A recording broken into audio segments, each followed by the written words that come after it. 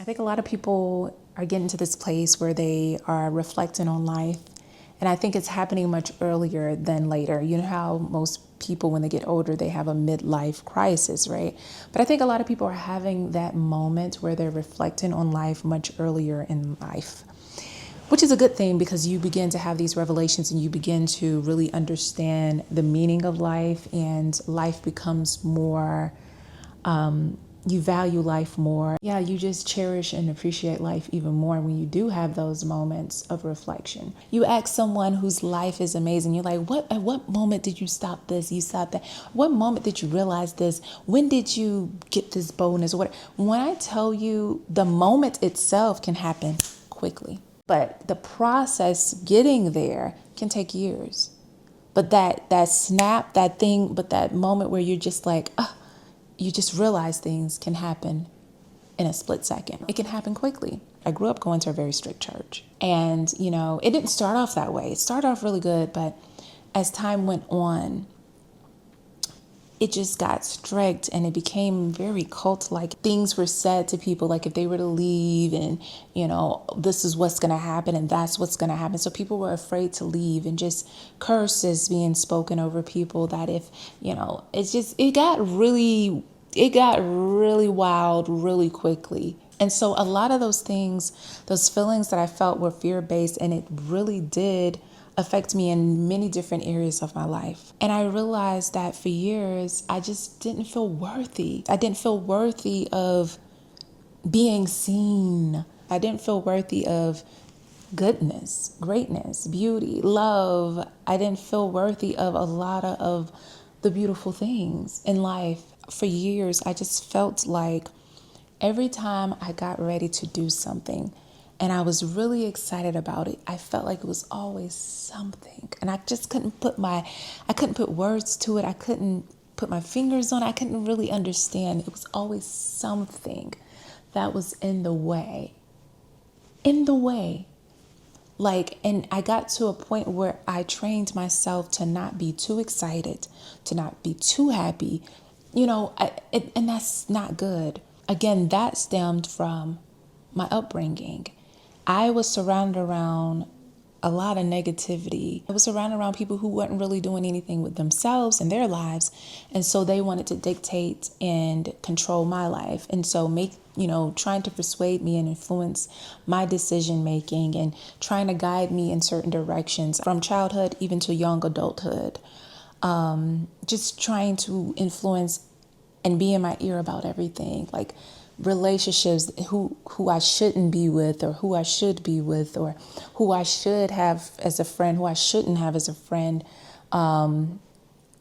what I should do in life, and what career, and what school I should go to, and all these different areas of my life. And as I was reflecting last week, and even throughout the years, I would come to this point. I'm like, God, at times I feel like you're picking on me. I'm just that person that likes to keep the peace. I don't like confrontation and, all of these different things. So, and then growing up as a child, you don't want to be disrespectful to, adults. And so all of that kind of stuff. And I just see how that created that vulnerability of being easily controlled.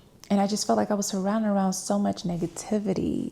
People who would say positive things, but at the same time, they'll say things to really bring you down, and you still trust them. I just didn't understand why God would allow these people to treat me that way. It may seem like I'm not going anywhere with this, but I want to share this to encourage someone who may literally feel alone or lonely, or feel like you're in a dark place, or maybe even that your faith is hanging not by a thread, but like, a piece of thread is like actually made up of different fibers. Like you're hanging on one little fiber out of that intertwined, and you're just very close to giving up.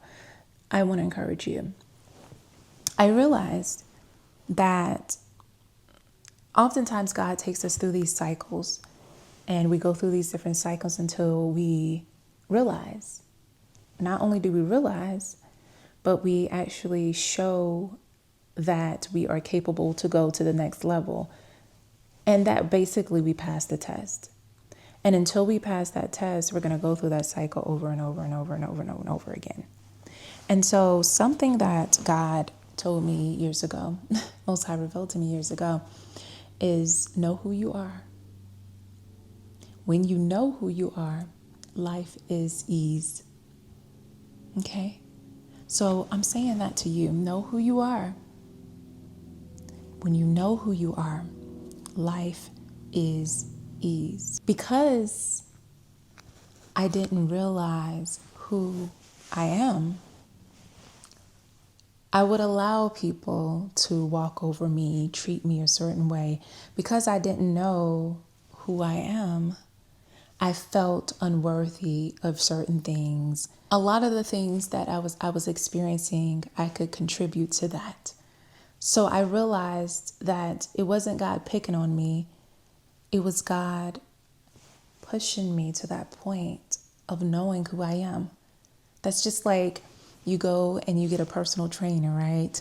And they're pushing you and you feel like they're picking on you, but they're really trying to get you to a goal. They're trying to get you to your best self. And that's how it was. I thought God was picking on me, but it was God saying, I'm trying to get you to see, to understand, and to know who you are. Until you do that, you're going to continue in that cycle. Until you do that, people are going to surround you in that manner. Why? Because these people will feel like they have the permission to treat you any kind of way.